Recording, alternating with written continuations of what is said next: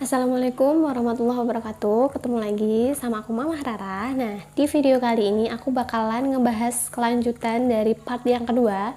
Jadi ini part ketiga. Jadi gimana sih tips cara untuk mengatasi mata belekan? Nah, ikuti terus videonya sampai selesai ya.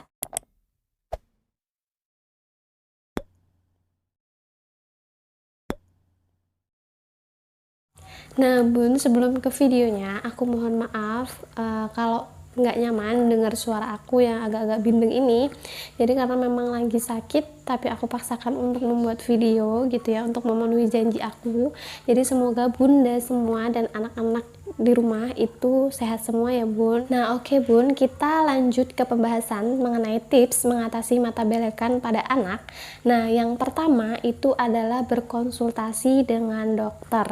Nah bun, apabila anak kita itu mengalami gejala seperti mata memerah, terus kemudian ada belekan berwarna kuning, dan kemudian kotoran itu terlalu lengket lebih banyak, nah ini perlu diwaspadai dan perlu dikonsultasikan ke dokter, jangan dibiarkan di rumah saja. Nah kenapa harus berkonsultasi ke dokter? Karena takutnya apabila mata memerah dan juga belekannya itu berwarna kuning dan lendirnya itu terlalu lengket lebih banyak, nah takutnya itu terjadi infeksi di mata gitu loh bun. Makanya segeralah periksa atau berkonsultasi ke dokter supaya mendapatkan penanganan yang lebih baik dan segera sembuh. Nah bun, biasanya kalau misalkan mata anak itu terjadi karena infeksi, biasanya dokter itu akan memberikan antibiotik untuk melakukan penanganan terhadap infeksi pada mata itu tadi. Nah makanya perlu dilakukan konsultasi ke dokter apabila ingin memberikan terapi apapun ke anak.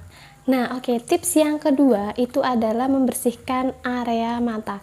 Nah apabila belekan pada mata atau lendir mata itu berwarna jernih, nah ini berarti bukan disebabkan oleh infeksi, tapi disebabkan oleh virus. Nah bun, selain itu gejala ini itu biasanya diikuti dengan masalah pada pernafasan atas pada anak gitu ya. Nah kalau misalkan emang ini terjadi karena virus, bunda di rumah bisa membersihkan area mata itu dengan menggunakan kasa steril ya, yang biasa dijual di apotik. Nah bisa juga menggunakan dicelup dengan air hangat gitu ya, atau kalau di kami itu menggunakan aquabides seperti itu. Sebelumnya kita harus mencuci tangan dulu. Nah kemudian tips yang ketiga itu adalah memberikan obat minum pada anak gitu ya. Nah bun, apabila ingin memberikan obat itu wajib konsultasi dulu ya. Jadi untuk memastikan penyebab mata belekan ini itu karena virus atau karena infeksi bakteri seperti itu. Nah apabila hanya karena virus, itu tidak bisa diberikan antibiotik karena dia bukan diinfeksi oleh bakteri seperti itu. Nah apabila nanti sudah periksa ke dokter dan anak sudah diberikan antibiotik ataupun hanya diberikan ini ya, pereda nyerinya saja, nah itu bunda bisa mengevaluasi lagi. Apabila tidak membaik gitu ya, segera konsultasi ulang.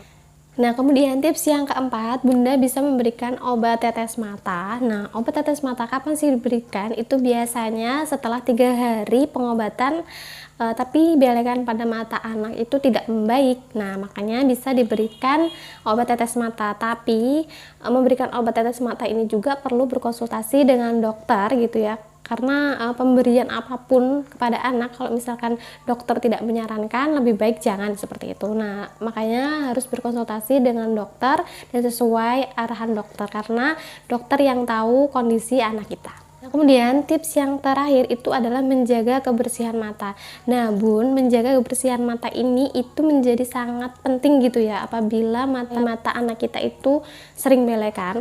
Nah makanya perlu kita selalu menjaga kebersihannya dengan cara bunda bisa melakukan di rumah itu dengan mengompres air hangat. Nah bunda bisa menggunakan kain bersih atau bisa menggunakan ini tadi ya, kasa steril itu tadi, dicelup dengan air hangat lalu diusapkan dari dalam keluar. Jadi cara ini bisa dilakukan pagi gitu ya, pagi dan sore. Nah setelah bayi mandi ataupun sebelum bayi mandi seperti itu. Nah supaya mata anak kita itu selalu terjaga kebersihannya. Nah bun, mungkin cukup sekian video kali ini, semoga bermanfaat. Antara part 1, part 2, dan part 3 ini semoga bermanfaat dan bisa diambil yang baik-baiknya. Yang jelek atau perkataan aku yang kurang bagus itu boleh dibuang aja gitu ya. Ataupun kalau bunda ada kritik dan saran, mohon tulis di kolom komentar. Terima kasih sudah menonton video ini sampai selesai, semoga bermanfaat. Wassalamualaikum warahmatullahi wabarakatuh.